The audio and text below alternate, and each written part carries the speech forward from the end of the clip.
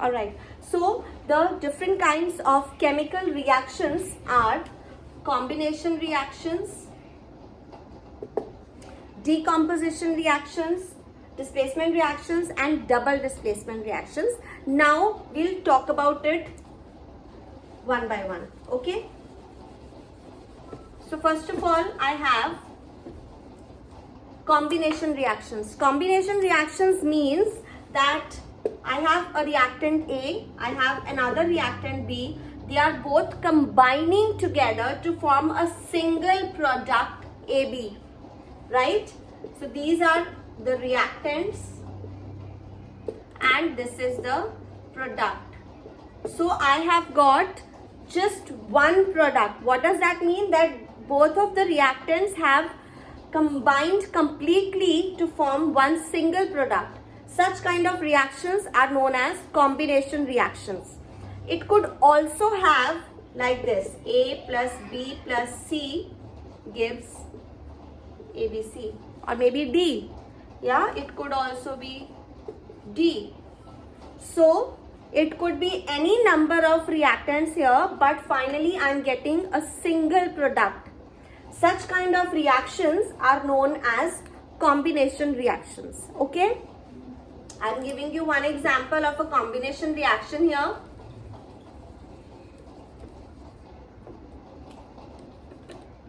C plus O2 gives CO2. Do you understand? This is a combination reaction. Next we come to the second kind of reaction, that is decomposition reactions. Decomposition, as the name only indicates, what is happening? I have got a single reactant, it is breaking down into 2 or 3 or maybe more products. Understand?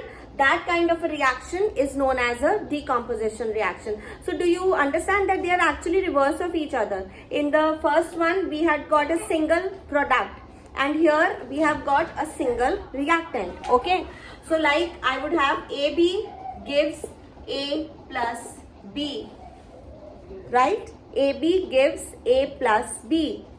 I'll give you an actual example also for this. Suppose I have CaCO3, I heat it. This is a symbol for heat. Okay, I have CaCO3, I heat it and I get calcium oxide and carbon dioxide.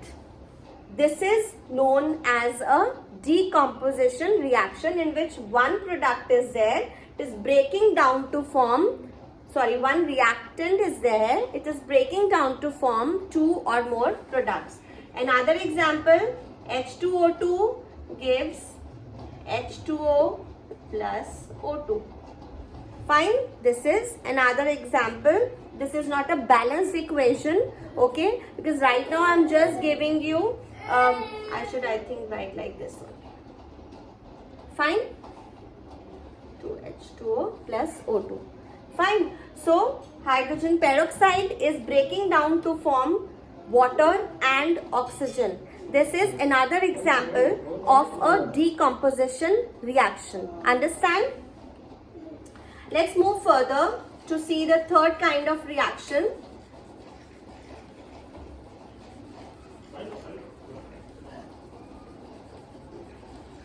So the third kind of reactions are known as displacement reactions. They are sometimes also known as substitution reactions. Okay, displacement reactions or substitution reactions. In these examples, in these kind of reactions, I'll tell you what happens. Suppose, okay, I'll tell you one very nice example. Okay, you have there's one chair. Okay, you are there and one child who's stronger than you. Okay, that child is there. Both of you want to sit on that chair, but unfortunately only one can sit, right? So who will be able to sit? The stronger one, right? Same thing happens in chemical reactions which have displacement going on in them. So what happens? Let's say I have got A, B and C is reacting with that. Okay, however, C is a very strong, what do you say? C is a very strong element. Okay, so what will happen? C is going to replace A from this. Okay, and we get CB plus A. So what happened? C has replaced A from the compound AB and taken its place. Understand? These kind of reactions are known as displacement reactions. Understand? I'll give you one example here of displacement reactions. Suppose I have CuSO4. This is copper sulfate. And I am reacting it with iron. Okay? Copper sulfate, and I am reacting it with iron.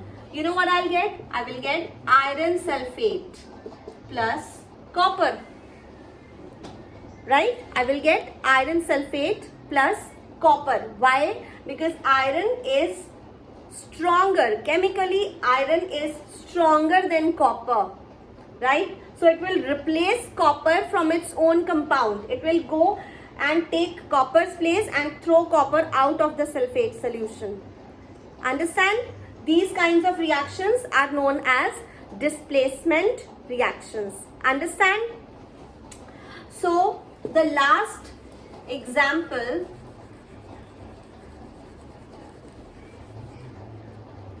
are the double displacement reactions.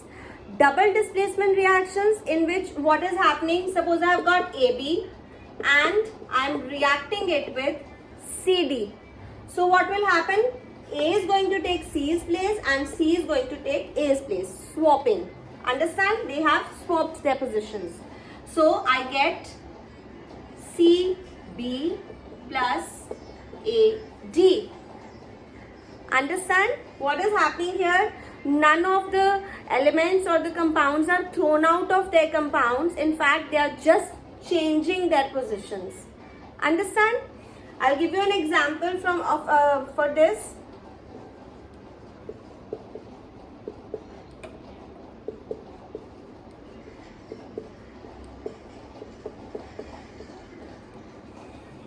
What is happening here? Na is sodium, okay? Sodium had combined with hydroxide and hydrogen had combined with chlorine. Now sodium will combine with chlorine and form sodium chloride, and hydrogen will combine with hydroxide to form water. These kind of reactions are known as double displacement reactions, in which both of the parts of the compounds have swapped their positions. Understand?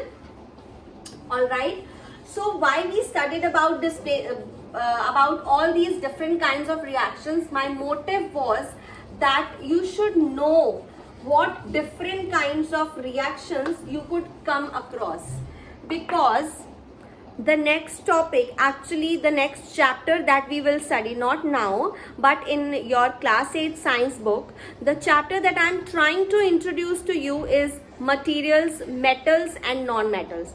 Till this time you don't know anything about this, but if you know whatever I have taught you, it will help you understand metals and non-metals in a better way. That is why we have done this little revision and the brushing up of the concepts. Understand? So I think till now you would have understood what exactly are elements, compounds, molecules, chemical reactions, chemical equations, different types of chemical reactions. You have all understood that, right? Now we will move further, and now we will talk about metals and non-metals. Understand?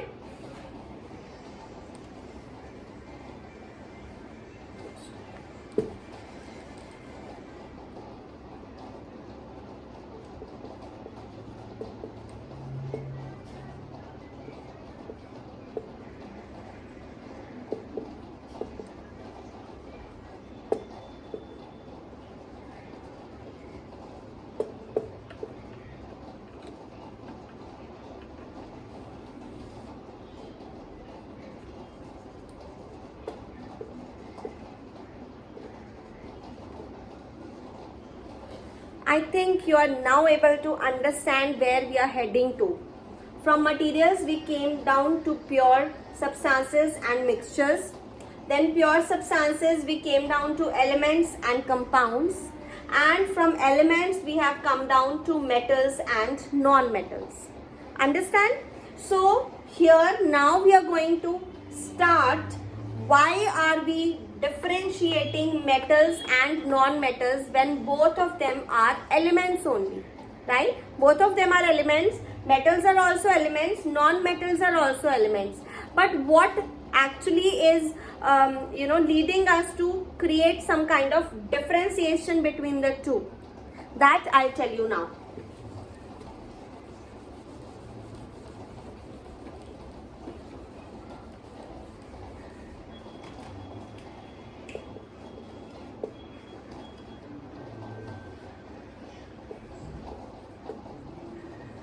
Okay, now beta, first of all let me just give you some examples of metals and non-metals so that you are able to understand,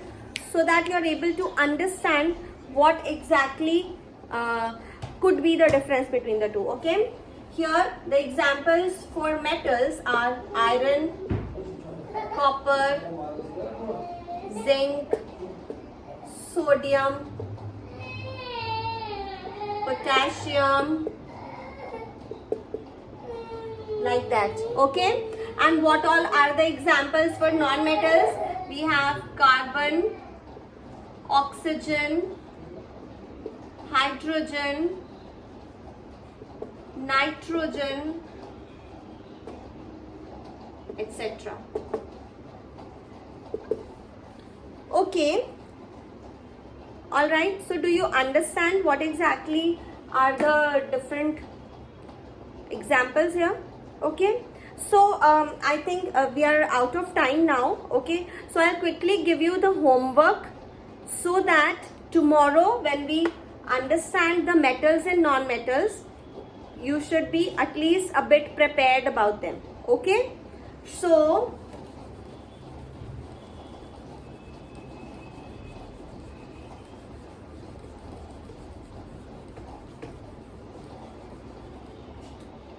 your homework for today is name any 10 metals and any one use for each of them. So you will name any, also write there chemical symbols.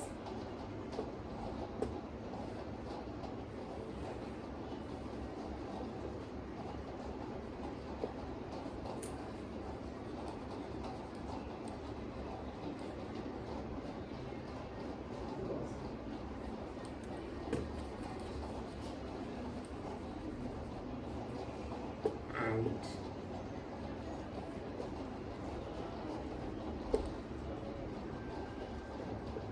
okay, so name any 10 metals and non-metals. That means you will name 10 metals, you will name 10 non-metals, you will also write their chemical symbols, and you will also write any one use for each of those metals and non-metals. But beta, no problem if the use is common for 2 or 3 metals or 2 or 3 non-metals, doesn't matter. ऐसे मत सोचना कि मुझे different ही लिखना है use. Fine, 2-3 metals का same use भी हो सकता है, राइट? जैसे हम आयरन को भी यूटेंसिल्स में यूज करते हैं, हम कॉपर के लिए भी यूटेंसिल्स यूज करते हैं, कॉपर के यूटेंसिल्स भी यूज करते हैं, हम एल्यूमिनियम के भी यूटेंसिल्स यूज करते हैं. तो it does not matter if the uses are same, they are coming out to be same, doesn't matter. Okay, no problem, just do this homework and tomorrow we will meet and we will further explore what are the differences between metals and non-metals. Understand? So I'm ending my today's class. All of you beta, please stay safe, take care and study well. Bye.